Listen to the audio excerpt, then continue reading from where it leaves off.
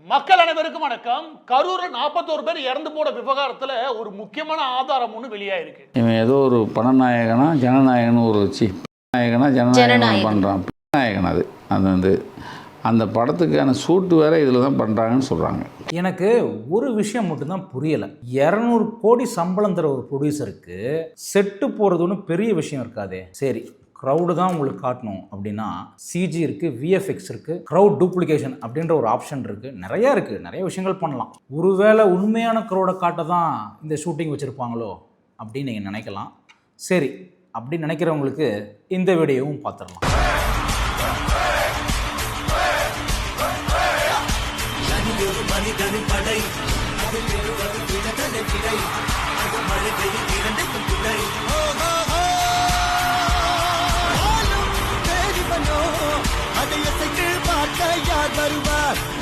பார்த்துட்டிங்களா?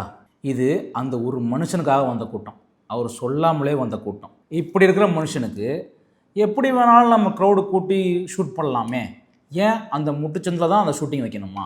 இந்த இடத்துல தான் ஜனநாயகன் படமே மாட்டுது. அது என்ன அப்படின்னா, நாமக்கல் கரூரில் இவர் பிரச்சாரத்துக்கு போகிறார் இல்லையா, நாமக்கல் கரூர் மட்டும் கிடையாது, முன்பும் சரி இவர் என்ன பண்ணுறாரு, இந்த விதமான கேமராக்களை பயன்படுத்துறாரு. இது நாமக்கல்ல பயன்படுத்தப்பட்டது. இந்த மாதிரி கேமராக்களை பயன்படுத்தி இவர் என்ன பண்றாரு அப்படின்னா, தன் படத்துக்கான ஷூட்டிங்கை அவர் எடுத்து முடிக்கிறார்.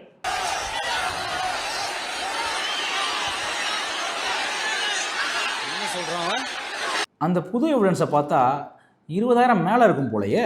இதை பற்றி நீங்கள் என்ன சொல்கிறீங்க மக்களே? கமெண்ட்டில் சொல்லுங்கள்.